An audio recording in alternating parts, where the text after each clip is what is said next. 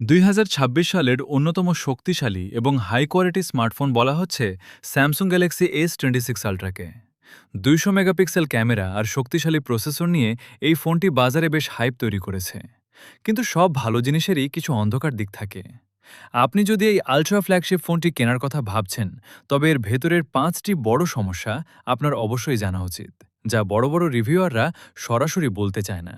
1 নম্বরে রয়েছে এর অতিরিক্ত এআই বা আর্টিফিশিয়াল ইন্টেলিজেন্সের ব্যবহার। স্যামসাং এই ফোনে গ্যালাক্সি এআই 2.0 ফিচারটি জোরপূর্বক এত বেশি ব্যবহার করেছে যে অনেক সময় ব্যাকগ্রাউন্ডে এআই প্রসেসিং চলার কারণে ফোনটি হঠাৎ করে ল্যাগ করে বা আটকে যায়। বিশেষ করে ইন্টারনেট ছাড়া যখন লোকাল ডিভাইসে এআই দিয়ে ছবি এডিট বা ভয়েস ট্রান্সলেট করা হয়, তখন ফোনটি সাময়িকভাবে স্লো হয়ে পড়ে। এছাড়া এআই দিয়ে ছবি এডিট করলে অনেক সময় ছবিগুলো দেখতে আসলে মনে হয় না, বেশ কৃত্রিম বা ফেক লাগে। 2 নম্বরে রয়েছে এর ক্যামেরার ভেতরের কিছু খামতি। এর 200 মেগাপিক্সেল ক্যামেরা দিয়ে যখন আপনি ফুল রেজলিউশনে ছবি তুলতে যাবেন, তখন ছবি সেভ হতে কিছুটা সময় নেয়, যাকে বলা হয় শাটার ল্যাগ। এর ফলে দ্রুত মুভিং কোনো অবজেক্টের ছবি তুলতে গেলে সেটি ঝাপসা হয়ে যায়।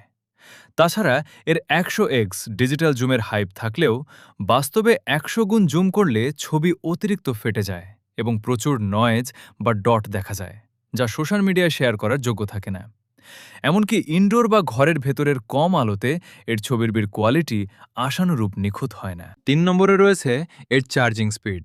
যেখানে অন্যান্য চাইনিজ ফ্ল্যাগশিপ ব্র্যান্ডগুলো 100 বা 120 ওয়াটের সুপারফাস্ট চার্জিং দিচ্ছে, সেখানে স্যামসাং এই দামি ফোনেও মাত্র 65 ওয়াটের চার্জিং স্পিড আটকে রেখেছে। ফলে বিশাল 5500 মিলিঅ্যাম্পিয়ারের ব্যাটারিটি ফুল চার্জ হতে বেশ সময় লেগে যায়।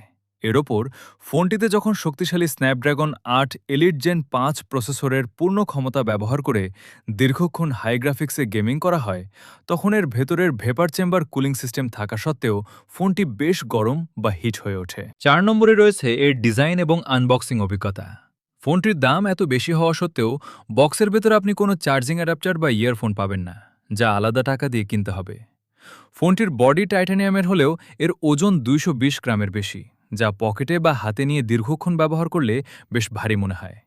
এর চারপাশের কোণাগুলো অতিরিক্ত শার্প বা চৌকো আকৃতির হওয়ায় কভার ছাড়া এটি এক হাতে ধরলে হাতের তালুতে বেশ চাপ লাগে এবং অস্বস্তি তৈরি করে। 5 নম্বরে রয়েছে এর ডিসপ্লে। স্যামসাং এবার 3200 নিটসের ব্রাইটনেসের সাথে স্ক্রিনে একটি বিশেষ অ্যান্টি রিফ্লেকটিভ কোটিং ব্যবহার করেছে, যা আলো প্রতিফলন কমায়। কিন্তু সমস্যা হলো, এই কোটিংটির ওপর সাধারণ স্ক্রিনের চেয়ে খুব দ্রুত সূক্ষ্ম স্ক্র্যাচ বা দাগ পড়ে যায়। আর আপনি যদি এর ওপর সাধারণ কোনো গ্লাস প্রোটেক্টর বা স্ক্রিন গার্ড লাগান, তবে এর ভেতরের আল্ট্রাসনিক ফিঙ্গারপ্রিন্ট সেন্সরটি ঠিকমতো কাজ করতে চায় না এবং আনলক হতে অনেক সময় নেয়। তো এই ছিল স্যামসাং গ্যালাক্সি S26 আল্ট্রা এর কিছু বাস্তব সমস্যা এবং নেতিবাচক দিক। কোনো ফোনই একদম পারফেক্ট নয়, তাই এত টাকা খরচ করার আগে এই ড্রব্যাকগুলো মাথায় রাখা জরুরি। এই সমস্যাগুলো নিয়ে আপনার কি মতামত, কমেন্টে জানান। ভিডিওটি ভালো লাগলে লাইক দিন এবং সাবস্ক্রাইব করে আমাদের সাথেই থাকুন। ধন্যবাদ।